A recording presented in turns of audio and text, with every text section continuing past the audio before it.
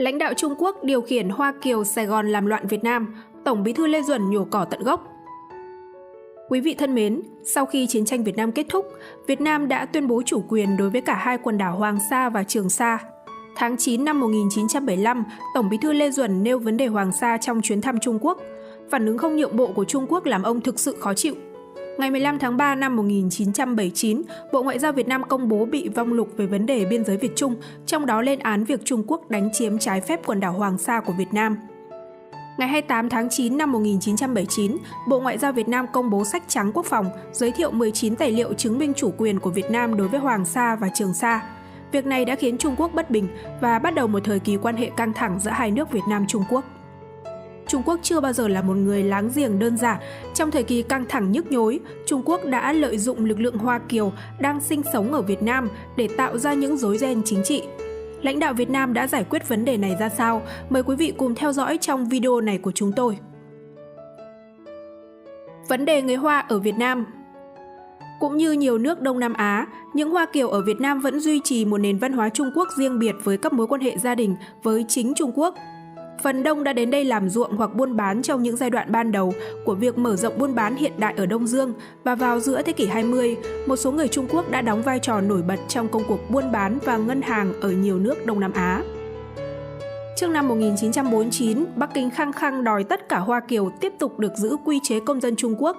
Nếu họ muốn lấy quy chế công dân nước cư trú, họ phải có hai quốc tịch, chứ không được từ bỏ quốc tịch Trung Quốc.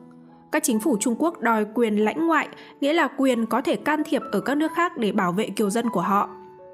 Sau khi giành được độc lập sau chiến tranh thế giới thứ hai, các chính phủ quốc gia trên khắp Đông Nam Á thường đưa ra những đạo luật có lợi cho các nhóm dân tộc bản xứ hoặc hạn chế các hoạt động của người Hoa. Trong phần đông các nước, người Hoa buộc phải từ bỏ quy chế hai quốc tịch, hoặc là họ là công dân của Trung Quốc, hoặc là họ trở thành công dân của nước cư trú, chứ không được cả hai. Trong những năm 1950, theo sáng kiến của Chu Ân Lai, Cộng hòa Nhân dân Trung Hoa chính thức từ bỏ yêu sách về quyền lãnh ngoại đó, xem như là một sự chấp nhận những nguyên tắc bình đẳng giữa các quốc gia. Còn ở Việt Nam, năm 1955, Trung ương Đảng Cộng sản hai nước đã đi đến kết luận rằng các kiều dân Trung Quốc ở miền Bắc sẽ nằm dưới quyền lãnh đạo của Việt Nam, sẽ được hưởng những quyền lợi giống như các công dân Việt Nam và sẽ được khuyến khích tự nguyện nhận quốc tịch Việt Nam. Năm 1980, một người Hoa 71 tuổi tị nạn từ miền Bắc có nhắc lại rằng: "Chúng tôi là những người sung sướng nhất. Người Hoa ở miền Bắc có tất cả quyền lợi và đặc ân của công dân Việt Nam và không phải chịu một thiệt thòi nào. Từ khoảng năm 1970, người Việt Nam tìm cách cho chúng tôi trở thành công dân Việt Nam, nhưng ít người trong chúng tôi coi đó là có lợi cho chúng tôi. Chúng tôi cũng bỏ phiếu trong các cuộc bầu cử của họ. Chúng tôi được xem như người Việt Nam trong tất cả các phương diện, trừ việc chúng tôi không phải làm nghĩa vụ quân sự." Đó là một đặc quyền trong chiến tranh, và người Trung Quốc thì họ cho rằng họ đang bị Việt Nam đồng hóa. Lo ngại về khả năng Cộng hòa Nhân dân Trung Hoa thao túng người Hoa, năm 1970, chính phủ Bắc Việt Nam đã bắt đầu giảm bớt những bài học về lịch sử và ngôn ngữ trong các trường Trung Quốc. Một vài năm trước đó, những bảng tên bằng chữ Trung Quốc đã biến mất ở các cửa hiệu Hà Nội và Hải Phòng.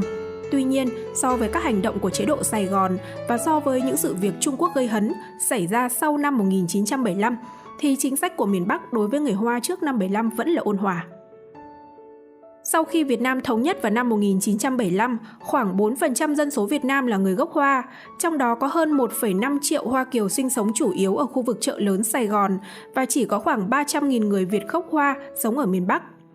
Ở miền Nam, Hoa Kiều kiểm soát gần như toàn bộ các vị trí kinh tế quan trọng và đặc biệt nắm chắc 3 lĩnh vực quan trọng nhất là sản xuất, phân phối và tín dụng. Những lo ngại của chính phủ ta đặc biệt tập trung vào vấn đề lòng trung thành chính trị của cộng đồng người Hoa ở miền Nam. Ở đây, các nhà kinh doanh Trung Quốc đã luôn luôn giữ độc quyền các công ty bán buôn và xuất nhập khẩu, và với tư cách là một nhóm nắm quyền lực kinh tế to lớn, đã thường cản trở một cách có hiệu quả các cố gắng cải cách kinh tế ngay từ thời kỳ dưới chế độ Thiệu. Một tạp chí của Đảng Cộng sản Việt Nam đã phân tích như sau về tình hình ở miền Nam vào tháng 8 năm 1978. Giai cấp tư sản thuộc dòng dõi Trung Quốc kiểm soát hầu như tất cả các vị trí kinh tế quan trọng và đặc biệt kiểm soát chặt chẽ 3 lĩnh vực then chốt: chế biến, phân phối và tín dụng. Vào cuối năm 1974, chúng kiểm soát hơn 80% các cơ sở về lương thực, hàng dệt, hóa chất, kim khí, các công nghiệp xây dựng và điện, và hầu như nắm độc quyền thương mại. 100% bán buôn, hơn 50% bán lẻ và 90% xuất nhập khẩu. Chúng hoàn toàn kiểm soát việc mua thóc gạo. Vì chúng kiểm soát việc cung cấp hàng hóa cho thị trường, chúng có thể thao túng giá cả thông qua hệ thống xuất nhập khẩu, hệ thống vận tải và hệ thống các nhà buôn vừa và nhỏ thuộc nguồn gốc Trung Quốc. Chúng xây dựng một thế giới khép kín dựa trên một hệ thống các bè phái. Mỗi bè phái có người đứng đầu để tránh sự can thiệp trực tiếp của chính quyền địa phương. Mỗi phái có ngân sách riêng, trường học, bệnh viện, báo chí, tổng hành dinh và nghĩa địa riêng với một ngành hoạt động đặc biệt. Đó thực sự là một quốc gia trong một quốc gia. Bài được đăng vào tháng 11 năm 1978. Vấn đề về người Hoa càng thêm trầm trọng khi họ treo quốc kỳ Trung Quốc và ảnh Mao Trạch Đông trong vùng chợ lớn. Với nỗi e ngại rằng Trung Quốc có thể sử dụng uy thế kinh tế của Hoa Kiều để ép Việt Nam theo các chính sách của mình. Vấn đề người Hoa đã được lãnh đạo của ta nhận thức như là một thử thách của chủ quyền Việt Nam, chứ không phải như một vấn đề đối nội đơn giản. Vào tháng Giêng năm 1976, để thăm dò chiều sâu của vấn đề, chính phủ Việt Nam đã ra lệnh cho người Hoa đăng ký quốc tịch của họ, thì đa số người Hoa lúc đó đăng ký là người Trung Quốc.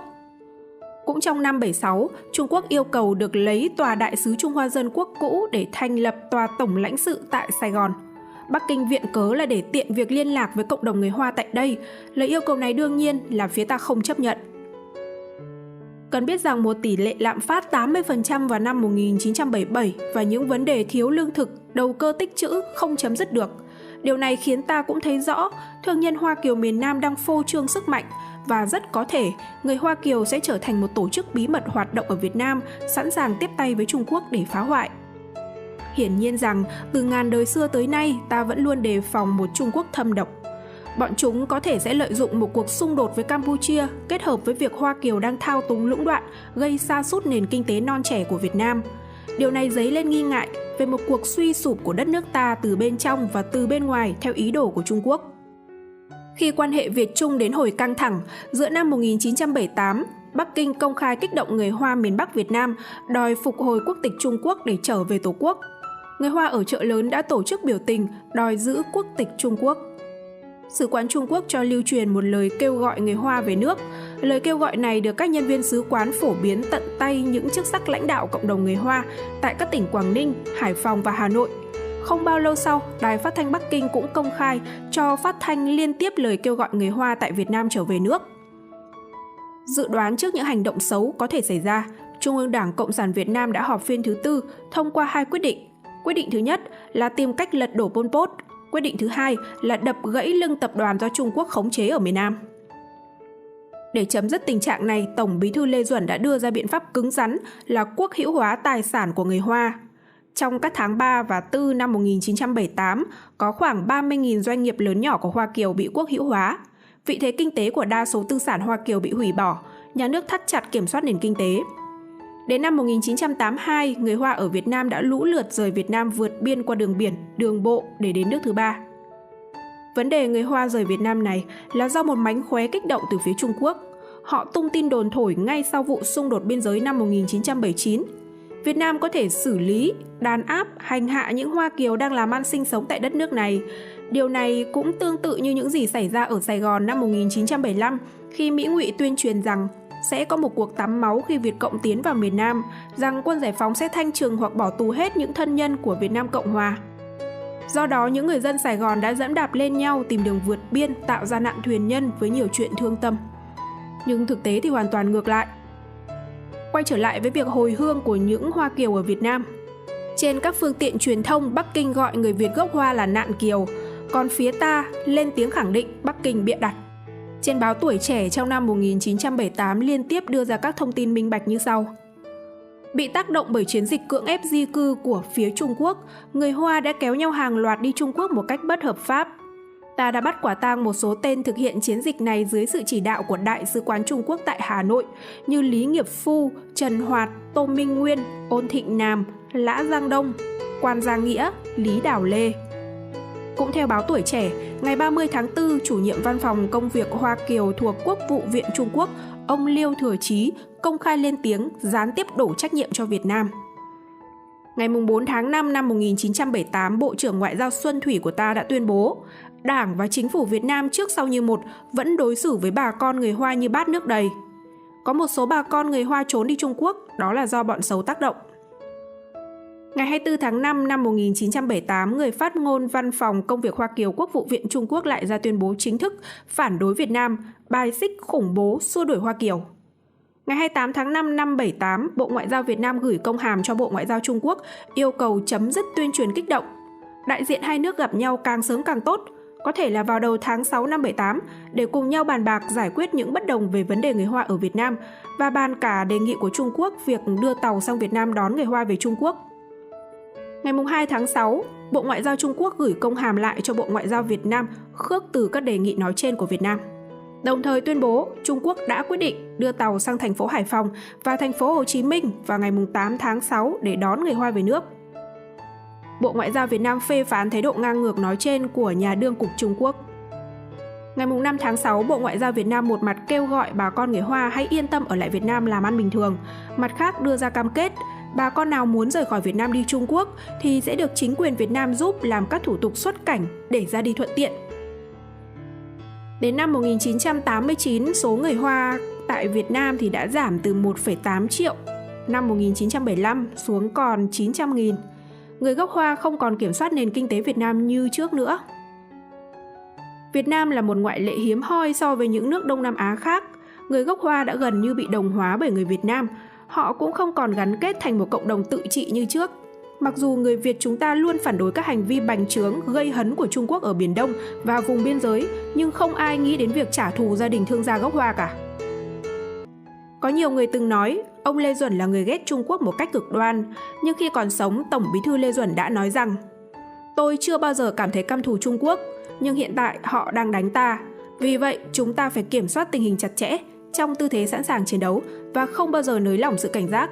Về mối quan hệ với Trung Quốc, tôi tin rằng sẽ có ngày thay đổi, nhưng chưa phải lúc này, và chúng ta phải chuẩn bị sẵn sàng trên mọi phương diện."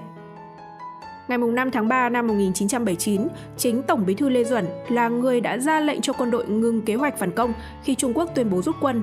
Ông nói: "Nếu họ đã rút quân thì sao chúng ta phải hy sinh xương máu của những người lính?" Năm 1986, Tổng Bí thư Lê Duẩn qua đời. Năm 1991, sau Hội nghị Thành Đô, hai nước Việt Trung bình thường hóa quan hệ, câu nói trong hiến pháp của Việt Nam cũng được bỏ đi.